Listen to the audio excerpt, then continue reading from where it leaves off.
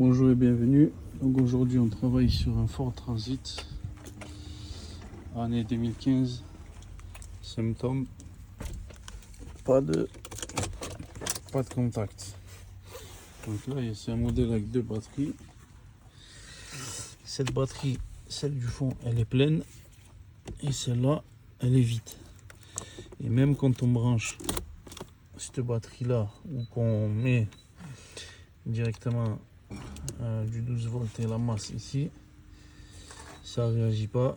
On a juste les aiguilles au compteur qui bougent et je pense honnêtement que le problème il est dans cette boîte là.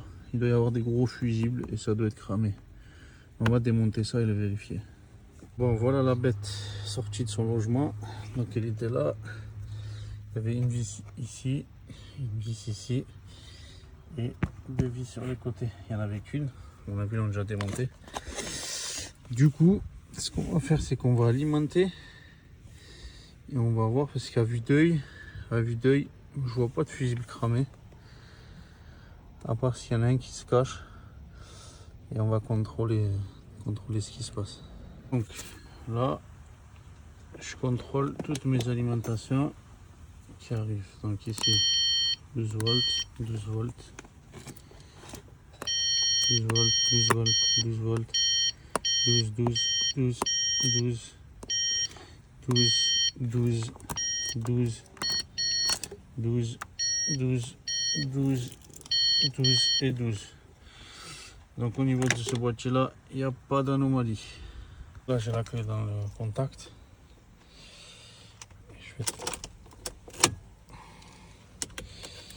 Et j'ai rien qui s'allume. Donc je vais contrôler les fusibles qu'il y a normalement de ce côté-ci là, sur le BCM, et contrôler les fusibles qu'il y a ici aussi. J'ai vu qu'il y avait une borne de fusibles, donc là, et des fusibles sur les connecteurs ici.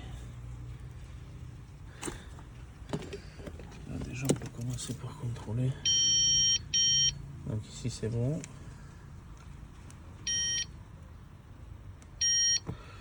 Et ici c'est bon. Donc on va contrôler ici. Donc, au niveau des fusibles ici, tout est ok. J'ai retiré le cache ici. Le BCM il est là. Et j'ai pas assez d'accès, je vais démonter ça là. Et je vais le sortir. Mais ils ont déjà démonté, ça se voit. Ils ont déjà démonté le boîtier. Je l'ai tiré, il est venu tout seul. Donc on va contrôler toutes les alimes. Alors c'est parti, sachant que j'ai le contact, je vais juste rebrancher le multimètre. Tac, mettre le contact et faire les tests. Donc à ce niveau là c'est bon, là c'est bon, là c'est bon, là j'ai ok.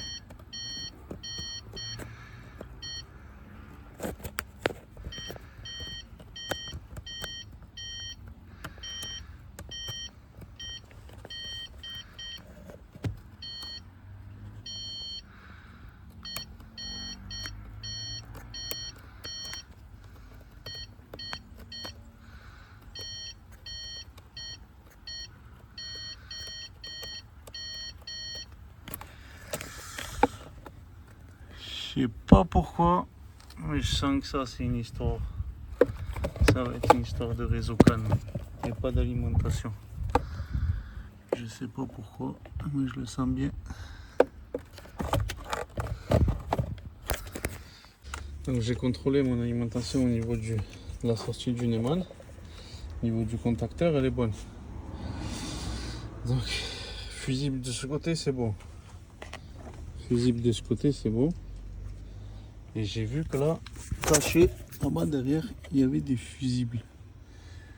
Et cette voiture, ils l'ont déjà démonté. Tout était déjà démonté. Donc je vais démonter ça là et je vais regarder les fusibles. Bon. Du coup, tous les fusibles ici sont bons. Sauf celui-là là, que j'ai pas contrôlé.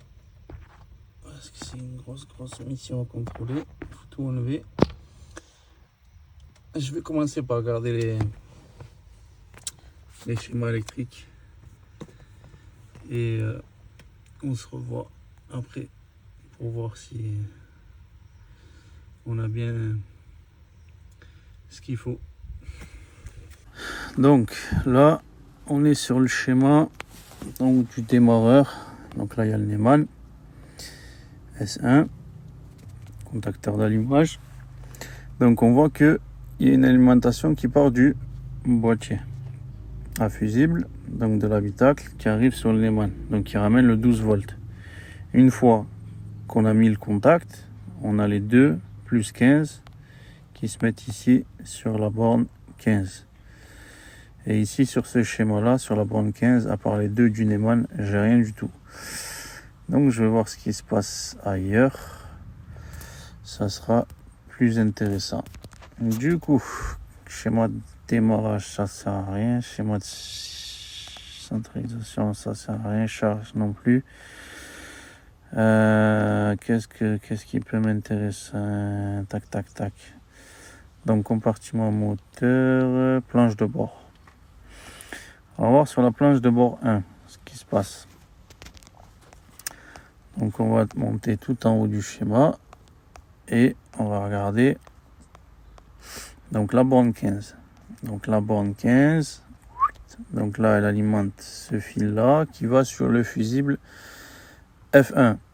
Donc il faut contrôler si on a bien les 12 volts sur le fusible F1. Ensuite ça part ici et ça alimente la bobine du relais 345. Donc le chauffage on s'en fout un peu. Du coup on va contrôler le fusible F1 10 ampères. Ensuite on continue à se balader. On n'a plus rien sur la broche 15. Du coup on va passer sur le boîtier à fusible planche de bord numéro 2 et on va remonter pareil sur le plus 15. Donc c'est le plus après contact. On voit ici que ça alimente un relais. Le relais, voilà, allumage des circuits principaux. Donc ça nous intéresse. Du coup, il faut qu'on trouve le relais K79, allumage des circuits principaux. Du coup, ça alimente le plus de la bobine. Le 2, il est alimenté sûrement par directement la masse. Ouais. Donc directement la masse. Ensuite, on a le fusible F50. Donc F50 60 ampères qui alimente donc la borne 30 du relais. Et la borne 87, elle alimente un fusible F22 15 ampères.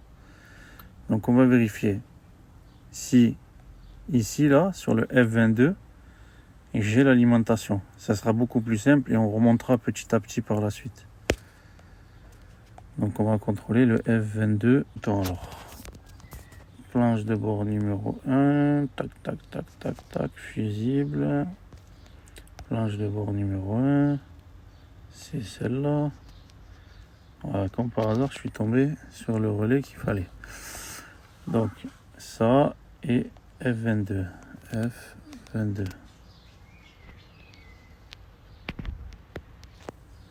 Donc F22, si on regarde le schéma, comment il s'est foutu. Alors, ça je l'ai roulé sur la gauche. Donc c'est le 1, 2, 3 et 4. Et lui, il me parle de 15 ampères. Ok. J'ai bien 15 ampères. Je vais le contrôler.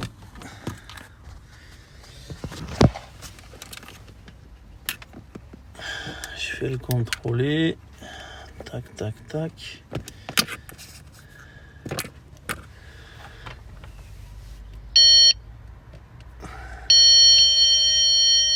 Donc j'ai bien le 12 volts qui arrive. Du coup, la théorie de cette alimentation là, ne tient plus. On va continuer nos investigations. Plage de bord numéro 2. Du coup,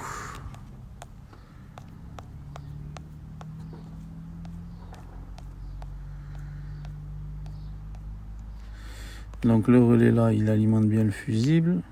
Donc après, ça alimente des sous-fusibles, on s'en verra après. Et il faut qu'on contrôle ici. Donc ça, c'est quoi? Planche de bord numéro 2. F21 et F20 qui alimentent encore. Qu'est-ce qu'ils alimentent? Directement le boîtier. Donc F21 et F20. On va contrôler ça. Tac, tac, tac. On revient en arrière. F21 et F20. La clé.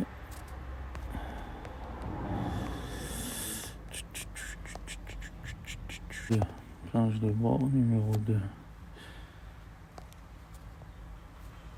F20, F21, F20, système d'alarme et système audio.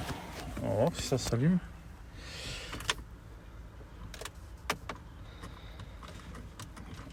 J'ai pas de radio. Contact me. Si, j'ai la radio qui s'allume. Mais j'ai pas de warning. Ok. Donc déjà, on commence à se rapprocher petit à petit de la panne. Ok. Donc les fusibles ils sont bons. Ce qu'on va faire, c'est que on va brancher un outil de diagnostic. On va voir ce qui se passe. Allez, outil de diagnostic branché. On va le laisser se connecter. Et on va voir à quoi ça communique. Mais soit c'est un problème de réseau CAN, soit c'est un problème tout simplement du boîtier. Et je pense que on va devoir contrôler le réseau CAN. Allez, c'est parti.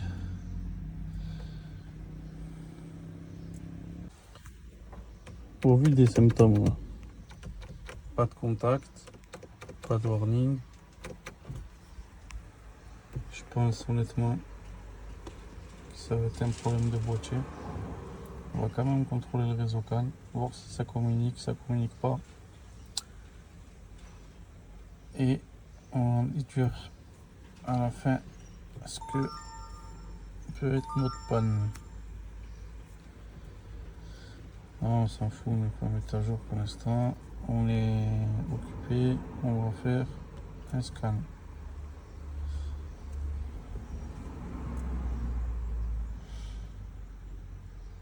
Donc ABS communication, BCM communication,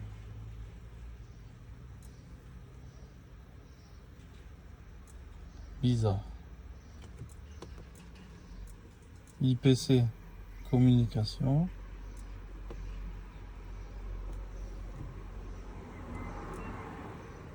IPC le compteur, hein.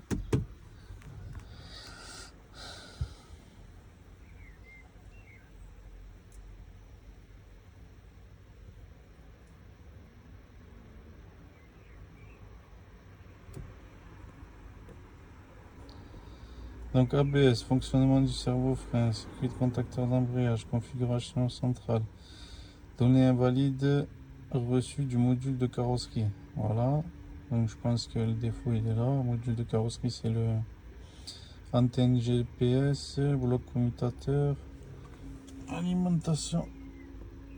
Ah, ça c'est sur quoi? Ouverture du circuit d'alimentation d'entrée des modules de commande A. Alors ça c'est, il faut regarder au niveau de l'afficheur, le schéma électrique. Ensuite, communication, angle de braquage, on s'en fout. Configuration, tension de la batterie, ok. Calculateur moteur, performance du redémarrage du moteur. Bus de communication haute vitesse. Témoin du système de désactivation utilisateur. Tension de la batterie. Perte de communication avec le boîtier. Perte de communication avec le calculateur IPC. Donc ça c'est le compteur. Perte de communication avec interface d'accessoires. Ok, bon, on va y faire un effacement.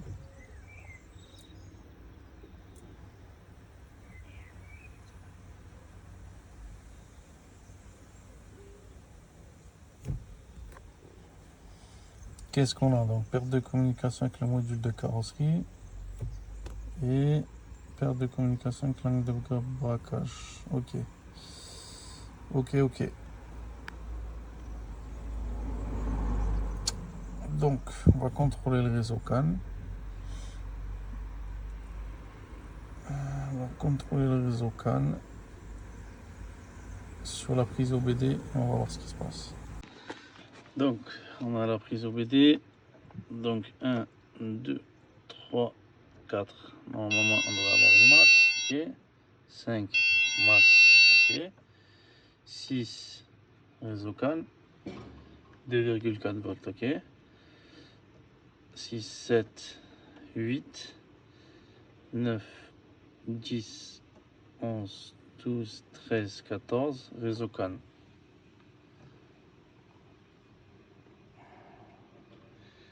2,4. Ok, 14, 15 et 16. 11 volts. Ok. Donc maintenant on va se mettre en mode. On va se mettre en mode alternatif. Et on va regarder si on a bien un signal.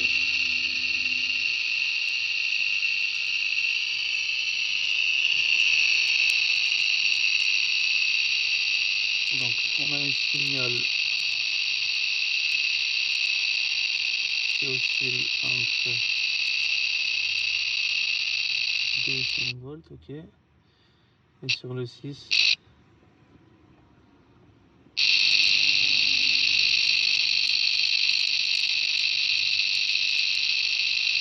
on a un souci. 1, 2, 3, 4, 5 et 6. On a un souci. On ne doit pas être aussi haut. Du coup, on a le schéma CAN speed et CAN middle speed. Donc on est connecté sur 51, 52 et 53, 54. On va mesurer les résistances ici, en débranchant la fiche et mesurer les résistances ici. S'il y a une des deux résistances qui est supérieure à 120 ohms, ça voudra dire qu'il y a un problème dans la continuité. Donc soit sur le CAN high, soit sur le CAN mid.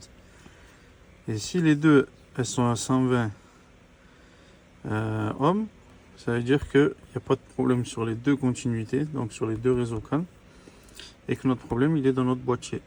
Donc je branche mon réseau CAN. Donc tac, 53 et 54 et j'ai 120 ohms. Ok. Et 52 et 51, 120 ohms. Donc j'en conclus que mon problème vient du boîtier. J'ai 2,3 sur un fil du réseau CAN et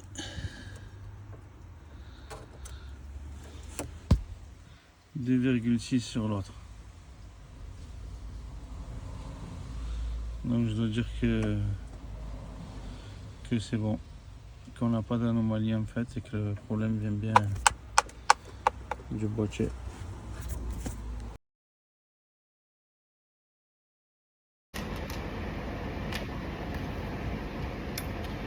Verdict, il n'a pas l'air touché de ce côté là. Je vais enlever les fusibles. Je vais les prendre en photo avant.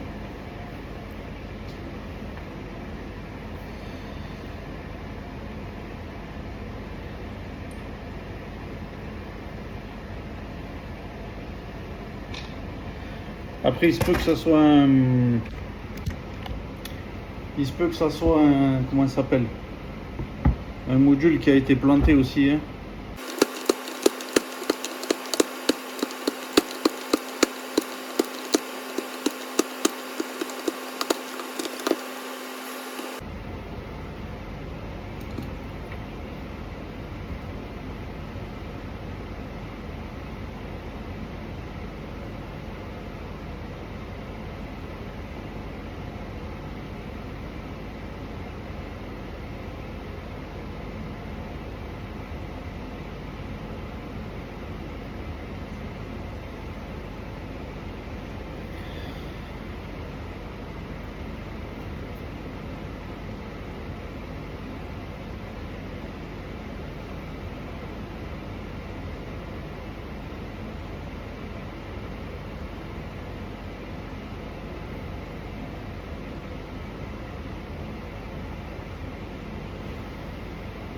Il n'a pas l'air d'avoir d'anomalie visuellement, pas d'odeur.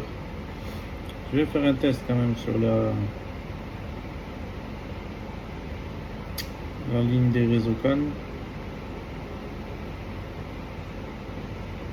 On va voir si c'est un court-circuit.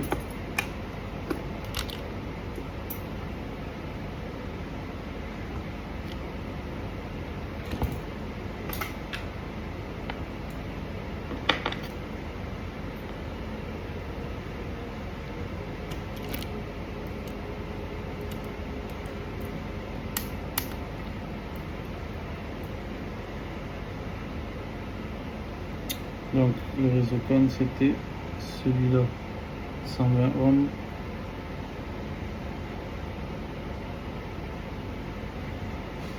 Ohms.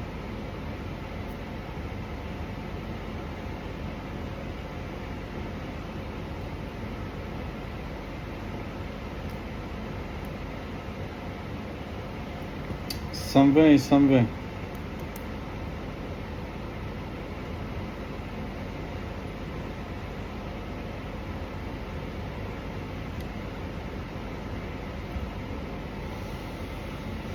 Il n'y a pas l'air d'avoir d'anomalie, peut-être un plantage. Je pense que c'est un plantage du boîtier. Je vais essayer de le brancher et de voir ce que ça dit. Peut-être qu'il est en boot mode, tout simplement.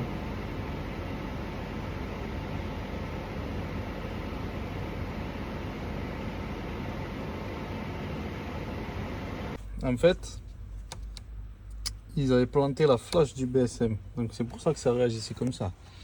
Du coup maintenant, quand je mets le contact, j'ai mon contact, et malheureusement pour le client, ben, il a un problème au niveau du moteur, il est bloqué. Du coup il va falloir faire intervenir le mécanicien, mais en tout cas si je lance le démarreur, voilà. Pour ma part, mon travail est terminé, le mécanicien il va prendre le relais et je ferai une vidéo quand ça démarre.